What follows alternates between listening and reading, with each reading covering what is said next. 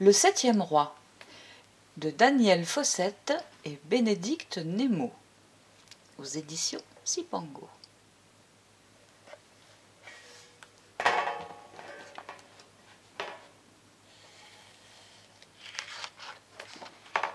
Le septième roi.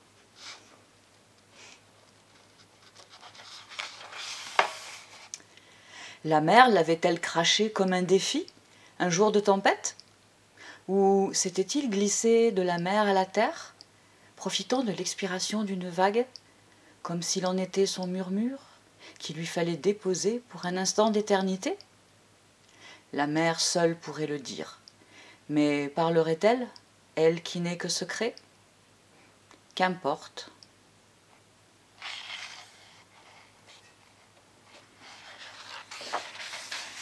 Le mot était là, posé comme un oiseau fatigué de son ivresse.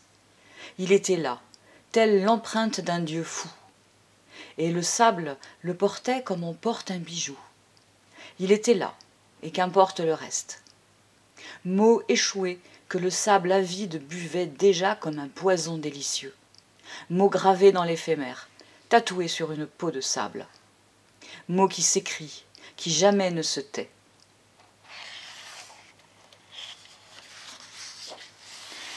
Un seul mot et 7 lettres. Il ouvrait d'abord son L, lisse et lumineux. Le L des livres et des lois. I venait ensuite, droit et fort. Droit comme l'intégrité, fort comme l'idéal.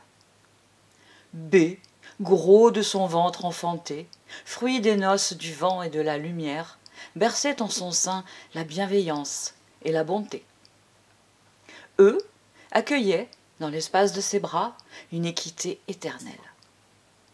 R grondait comme le tonnerre. Il se révoltait contre l'injustice et l'inégalité, ruait et se cabrait comme un cheval sauvage. T était équilibre. Il était la terre qui porte et nourrit. Le E ne fermait pas le mot. Il en était son mystère. Il lui laissait son infini. Car le mot ne s'était posé là que pour reprendre des forces à la sève du temps.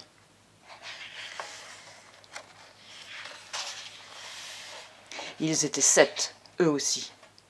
6 rois, plus un seul. 6 rois venus de l'enfance trahie, de la rage du manque, du désert de l'amour inassouvi. 6 rois, plus un seul.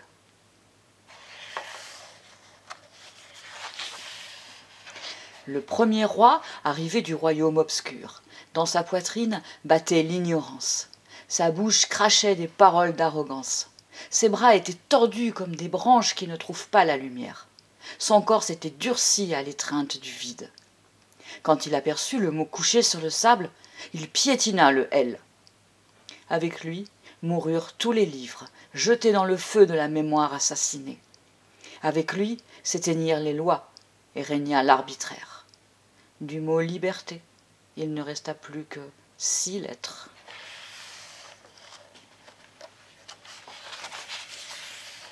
Le deuxième roi traînait derrière lui toute une vie d'esclave, enchaîné qu'il était à ses passions. Il se débattait, grossier personnage, empêtré dans sa robe de bouffon. Chaque pas le faisait tituber davantage. Ivre de pouvoir, il s'empara du I et le sacrifia sur l'autel d'un dieu injuste, au nom de l'intolérance et de l'idolâtrie. Et du mot liberté, il ne resta plus que 5 lettres. Le troisième roi, coincé dans l'armure de son corps, avançait en aveugle. Seules ses mains s'agitaient, comme des folles sanguinaires, cherchant des lambeaux de chair à arracher à l'univers, pour les engloutir aussitôt dans le trou noir de sa bouche vorace. Il saisit le B et le dévora avec un rire mauvais.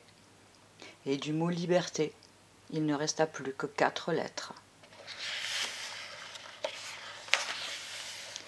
Le quatrième roi avait pour nom certitude. Il détenait son sceptre comme on détient la vérité quand on la croit unique. Sa couronne le couvrait d'évidence hautaine. Il avançait porté par son orgueil. Bouffi d'arrogance, il réduisit le E en esclavage. Et du mot liberté, il ne resta plus que 3 lettres. Le 5e roi ne supportait ni les rires des enfants, ni la course bondissante des biches, ni le chant joyeux des rivières. Il lui fallait brûler, piétiner, saccager. Il lui fallait semer la mort et se repaître de cadavres. Il étrangla le R d'un geste rageur, trancha la révolte et fit du racisme la loi. Et du mot liberté, il ne resta que 2 lettres. Le 6e roi était immonde, son corps boursouflé était couvert de pustules. De sa bouche tordue sortaient des vermines. Il souillait de sa haine la beauté. Il contaminait de sa peste l'innocence et la fraîcheur. Il prit entre ses mains difformes le thé, semant la terreur.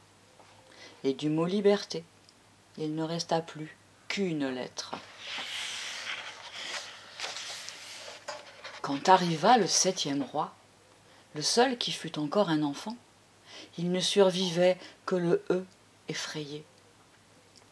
Les 6 rois, ses aînés, lui avaient réservé cette faveur de porter le coup fatal. Ils attendaient de lui qu'il se montrât digne de leur barbarie. Lui s'avança lentement, tandis que déjà grimaçaient de plaisir leurs bouches mauvaises, que déjà fulminaient leurs yeux cruels. Il ne mit aucune arrogance dans sa désobéissance. Il se baissa lentement, cueillit avec délicatesse ce « E » qu'il regarda comme une promesse. Il l'abrita de ses mains arrondies et l'effleura de son souffle tiède. Et dans l'air s'éleva soudain une musique légère qui habilla les oiseaux de lumière. Les 6 rois, incapables de croire en l'innocence, applaudirent le raffinement du bourreau qui caresse sa victime avant le sacrifice. Le jeune roi ignora leur rire grossier. Il fit du « E » un bateau en papier qu'il déposa sur le dos de la mer. Il embarqua dedans et, battant des mains de plaisir, il chevaucha les vagues vers le couchant, laissant les 6 rois enragés d'impuissance.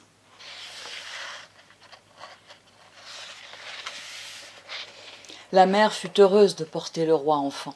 Elle le berça et l'emmena au creux d'elle-même, dans le flux et le reflux de son sang. Elle lui promit des rivages dorés et des ciels d'orage. « Tu te nommeras Espoir, lui dit-elle. Tu es la goutte d'eau qui contient l'univers. Tu es le grain de sable qui contient le désert. Tu es l'oiseau qui contient le ciel. Je te conduirai là où les hommes meurent d'avoir désespéré de toi, et ils renaîtront comme renaissent mes vagues. Avec le « E » de ton nom, ils écriront leur légende, ils parleront aux dieux, ils célébreront l'univers.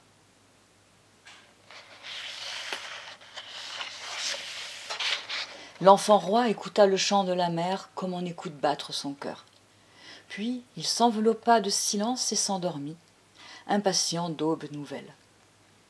Quand il se réveilla, il se mit aussitôt à crier sa soif de grandir.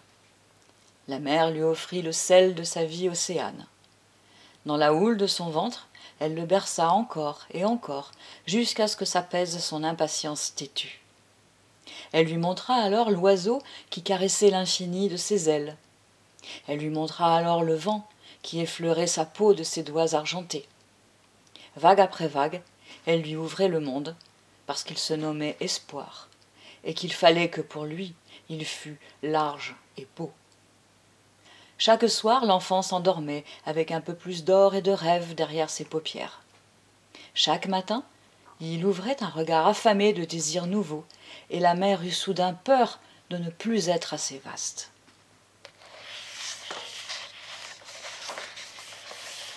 Il était si fragile encore dans sa force naissante. La mer lui offrit alors sa peau douce et frémissante. L'enfant, nourri de caresses marines, grandissait. Dans ses yeux bleus, la mer comblée voyait maintenant son reflet.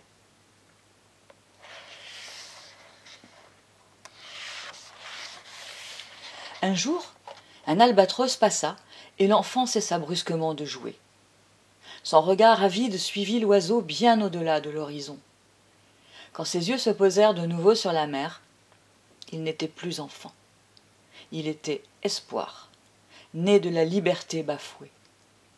Ce jour-là, la mer enroula et déroula ses vagues sans répit, se perdant dans d'inutiles reflets.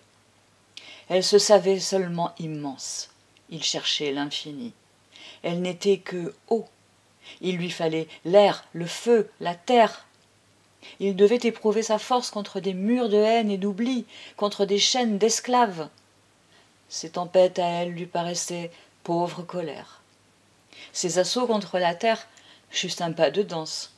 Elle courbait même le dos devant la face ronde et béate de la lune dont elle était la servante. Lui ne devait ni se soumettre, ni se résigner.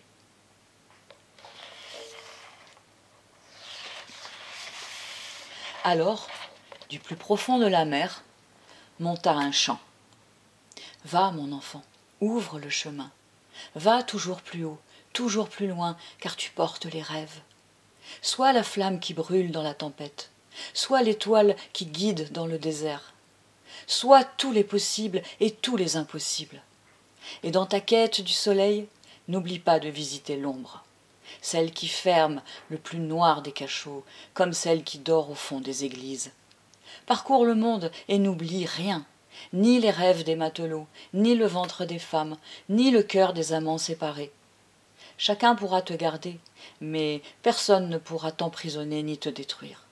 Rappelle-toi que je t'ai nommé Espoir et que tu es immortel. » Puis la mer se tut.